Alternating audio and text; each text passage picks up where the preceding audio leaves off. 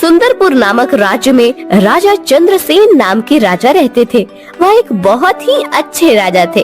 सारी प्रजा उनसे बहुत प्रेम करती थी।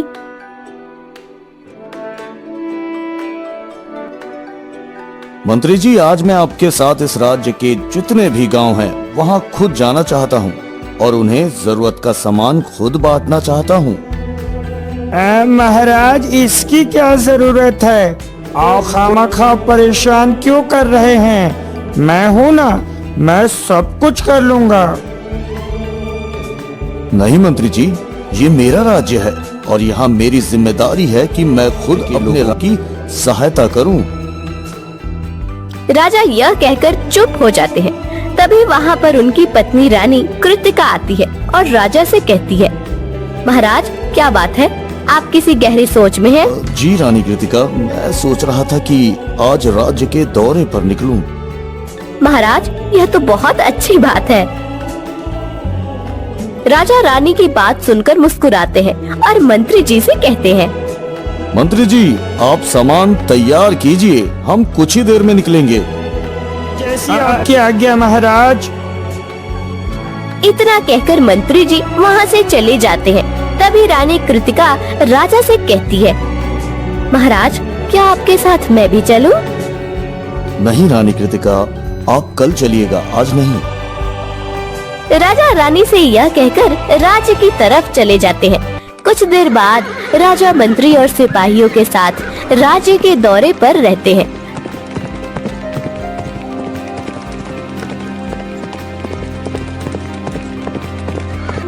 तभी वह एक पहाड़ी वाले रास्ते पर रुकते हैं। हम यहाँ इस जगह पर क्यों रुके हैं? मंत्री जी, मुझे ये जगह बहुत पसंद है, इसलिए मैं यहाँ पर कुछ देर रुकना चाहता हूँ। जो आज्ञा महाराज। राजा उस जगह पर थोड़ी देर बैठे रहते हैं और फिर कहते हैं, मंत्री जी, जब मैं छोटा था तो अक्सर यहाँ आया करता था। ये जगह आज भी वैसी ही है जैसे पहले हुआ करती थी। क्षमा महाराज, लेकिन अब यहाँ पर पहले जैसा कुछ नहीं रहा, सब कुछ बदल चुका है। आपकी बात का क्या मतलब है मंत्री जी, और यहाँ क्या बदल चुका है? महाराज, लोगों का कहना है कि इस जगह पर डाकुओं ने अपना कब्जा कर लिया है और इन रास्तों से जो कोई भी गुजरता है वो उन्हें लूटकर उनकी हत्या कर पहाड़ी के खाई के नीचे फेंक देते हैं। मंत्री जी, आपको ये सब कैसे पता? महाराज, मुझे कुछ समय पहले यहाँ आसपास के गांव वालों ने खबर दी थी। मंत्री जी, फिर आपने मुझे इस बारे में पहले क्यों नहीं बताया था? महाराज, मुझे इन बातों पर यकीन नहीं था और ना ही मुझे समय मिल पा रहा था यहाँ की तफ्तीश करने का। राजा मंत्री जी की बात सुनकर और फिर खुद इधर उधर जाकर उस जगह का मुआयना करते हैं, मगर उन्हें कुछ नहीं मिलता।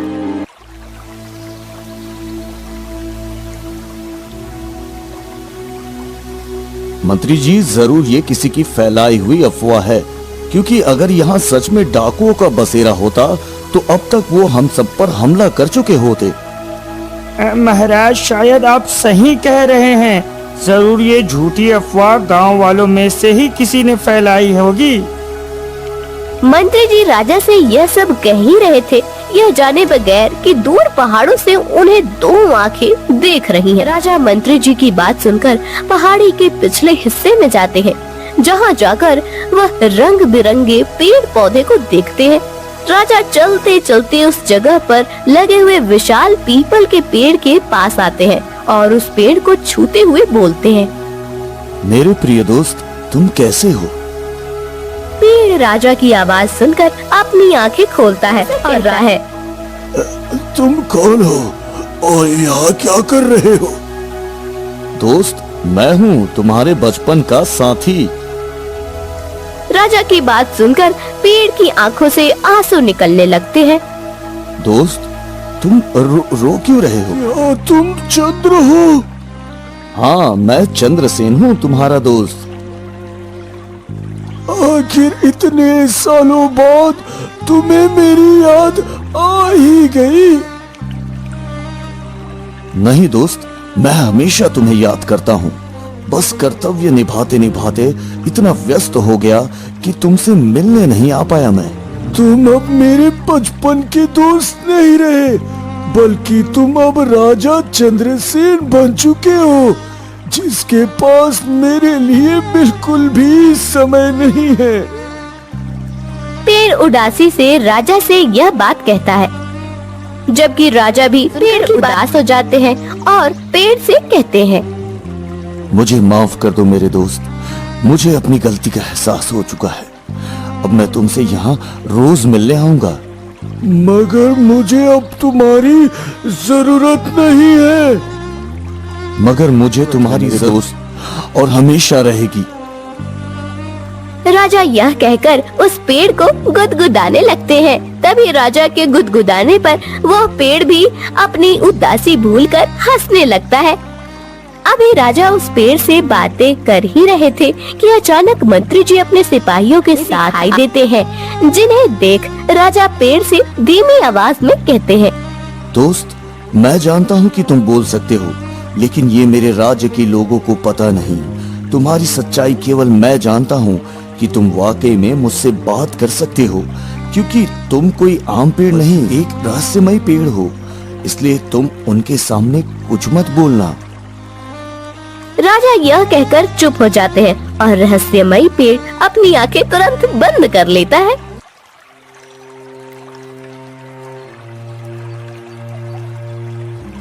महाराज, काफी समय हो गया है, मुझे लगता है कि यहाँ से चलना चाहिए। जी मंत्री जी, सही कहा आपने, चलिए चलते हैं। राजा यह कहकर मंत्री जी के साथ गांव की तरफ चले जाते हैं।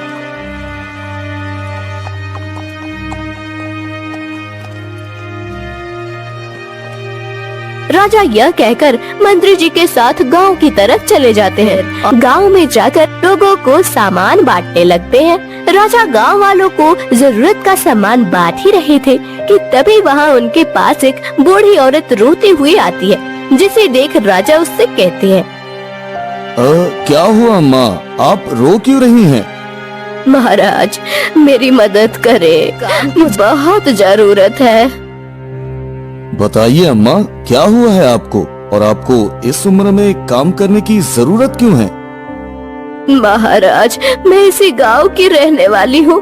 कुछ दिनों पहले पहाड़ी के रास्ते पर जाते हुए मेरे बेटे और बहू की कुछ डाकुओं ने हत्या कर दी थी, जिस वजह से अब मैं और मेरे अकेले घर में रहते हैं। मेरे बेटे के अलावा मेरे घर में कोई काम आने वाला नहीं है।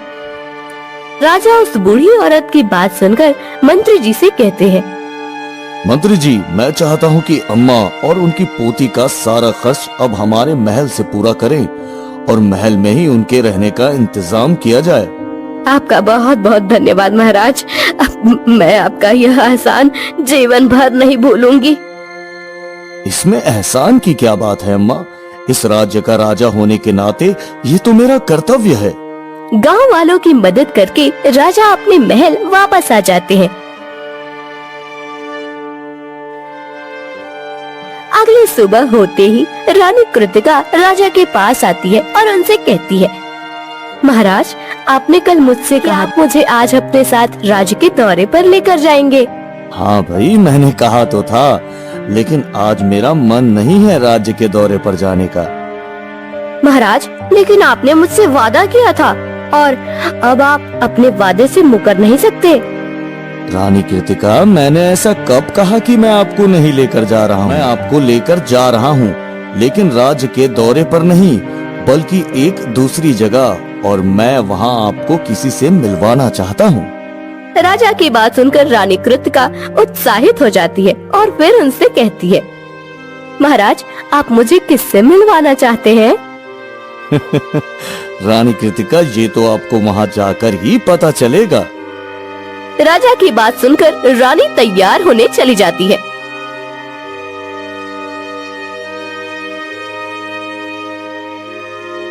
कुछ देर बाद राजा और रानी एक साथ उस पहाड़ी के लिए निकलने लगते हैं। तभी मंत्री जी उनसे कहते हैं, महाराज, आप अकेले रानी के साथ पहाड़ी पर मत जाएं। मेरी माने तो आप इन सिपाहियों को भी अपने साथ ले जाएं। मैं आपसे दोबारा भी यही कहूँगा कि वो पहाड़ी सुरक्षित नहीं है। मंत्री जी, मेरी बात का यकीन करिए, ऐसा कुछ भी नहीं है जैसा आप समझ रहे हैं। ये केवल गांव वालों की फैलाई गलत अफवाह है और कुछ भी नहीं। राजा यह कहकर रानी कृतिका के साथ उस पहाड़ी की तरफ निकल पड़ते हैं। कुछ देर बाद वो दोनों उस पहाड़ी पर पहुंच जाते हैं। वहां पहुंचकर रानी कृतिका राजा से कहती है, महाराज, यह तो कितनी सुंदर जगह है। आप मुझे यहाँ पहले कभी क्यों नहीं लेकर आए? रानी कृतिका, मैं आपको यहाँ इसलिए नहीं लेकर आया क्योंकि मैं कल काफी समय बाद आया था। मैंने सोचा कि आज मैं आपको भी अपने साथ यहाँ लेकर चलूं। रानी कृतिका राजा की यह बात सुनकर खुश हो जाती है। अभी राजा और रानी आपस में बात कर ही रहे थे कि तभी वहाँ एक डाकू आता है और कहता है, अरे वाह, आज तो राजा चंद्रसेन खुद चलकर हमारे पास आए हैं।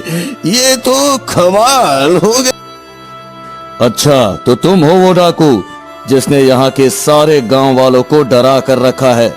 लेकिन तुम शायद भूल रहे हो, मैं कोई आम इंसान नहीं बल्कि इस राज्य का राजा हूँ। राजा। हाँ, पता है कि तुम इस राज्य के डरपोक राजा हो।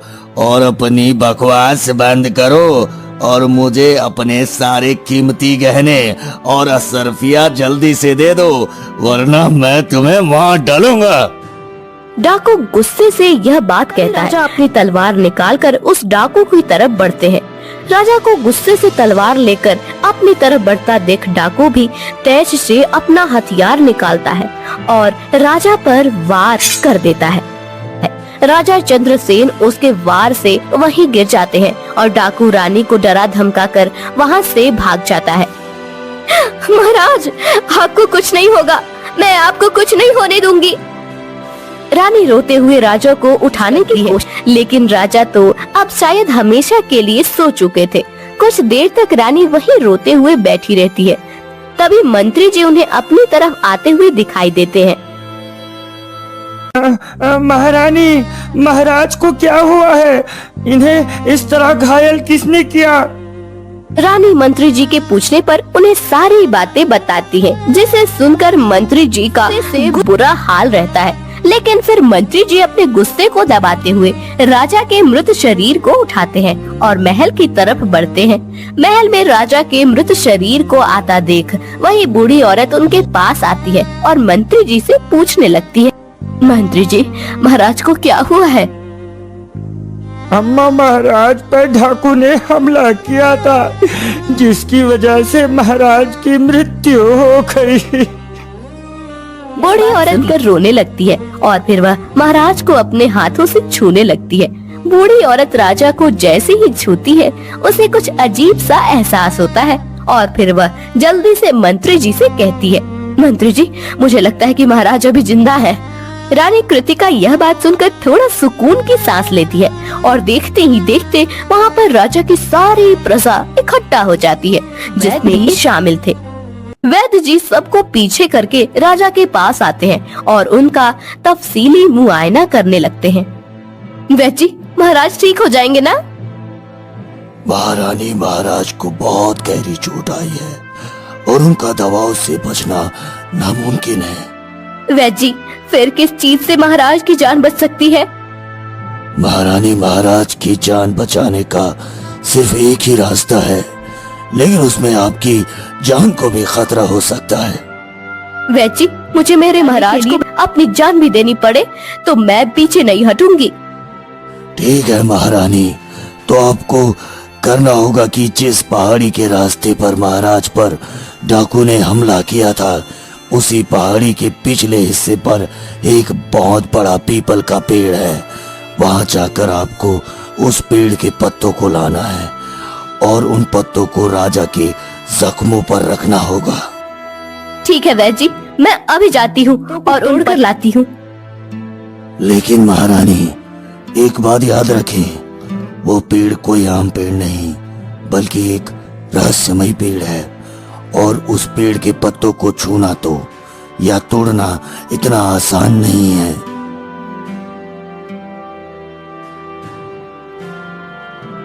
इतना कहकर रानी वैद्य जी की बताई हुई जगह पर पहुंच जाती है, जहां उन्हें ढेर सारे पेड़ पौधे के बीच एक विशाल पीपल का पेड़ दिखाई देता है। रानी उस पेड़ के पास जाती है।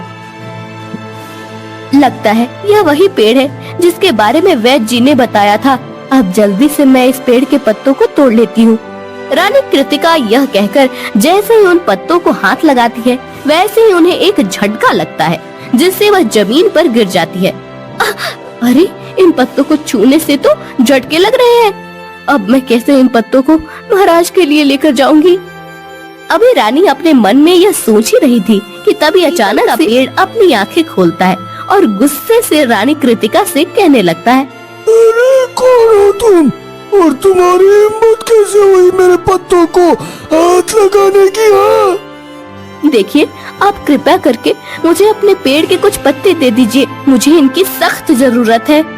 तुम जानती भी हो कि मैं कोई आम पेड़ नहीं और तुम्हारी जरूरत पर मैं तुम्हें सजा भी दे सकता हूँ। पेड़, मुझे आपकी सारी सजा मंजूर है, लेकिन इस समय मुझे आपके पत्तों की बहुत जरूरत है। कृपया अभी आप मेरी मदद कर दीजिए। रानी कृतिका की उदासी देखकर पेड़ उससे दोबारा पूछता है, तुम मेरे पत्तों को किसके लिए और क्यों ले जाना चाहती हो? प्रिय पेड़, मैं रानी कृतिका हूँ, इस राज्य के राजा चंद्रसेन की पत्नी। रानी कृतिका पेड़ को राजा के साथ हुई सारी घटना बताती है, जिसे सुनकर पेड़ का गुस्से से बुरा हाल हो जाता है। अभी रानी कृतिका उस पेड़ को सारी बातें बता ही रही थी कि अचानक से वही डाकू दोबारा वहाँ आता है और रानी कृतिका को देखकर कहने लगता है, लगता है तुम्हें अपनी जिंदगी से प्रेम नहीं, इसलिए यहाँ खुद भी मरने चले आए हो मूर्ख रानी। डाकू यह कहकर जैसे ही रानी के गहने छीनने की कोशिश करता है, वैसे ही वह रहस्यमयी पेड़ गुस्से से अपनी टहनियों से उस डाकू को अपनी तरफ खींच लेता है और देखते ही देखते वह डाकू उस पेड़ के अंदर समा जाता है। रानी कृतिका जो ये सब देख रही थी, उनसे वह रहस्यमयी पेड़ कहता है, रानी आप बिल्कुल भी परेशान मत हो, मेरा दोस्त चंद्र बिल्कुल ठीक हो जाएगा। पेड़ यह कहकर अपने जादू से बेहोश राजा को अपने सामने ले आता है और फिर उन्हें अपने जादू से ठीक भी कर देता है। फिर उस जगह पर जितने भी छुपे हुए डाकू रहते हैं, वह उन सबको अपने अंदर खींच लेता है और उन डाकुओं ने जिन लोगों की जानें ली थी, उन सबको भी जिंदा। राजा यह सब देख बहुत खुश होते हैं और रानी कृतिका से कहते हैं, रानी कृतिका, ये मेरा वही बचपन का प्रिय दोस्त रहस्यमयी पेड़ है, जिससे मैं तुम्हें यहाँ मिलवाने ला रहा था। रानी कृतिका राजा की बात सुनकर खुशी से पेड़ से कहती है, वाकई आप बहुत अच्छे दोस्त हैं, जिसने मुसीबत पड़ने पर अपने दोस्त की सहायता की। राजा रानी की बात सुनकर फिर से कहते हैं, रानी कृतिका, ये मेरे बचपन का साथी है, हम दोनों बचपन में खूब खेला करते थे, लेकिन मुझे ये नहीं पता था कि एक दिन मेरा यही दोस्त मेरी जान भी बचाएगा। इतना कहकर राजा उस पेड़ के पास बैठ जाते हैं और हमेशा गुदगुदाने लगते हैं। राजा के इस तरह गुदगुदाने से पेड़ खिलखिलाकर हंसने लगता है। अरे नहीं, बस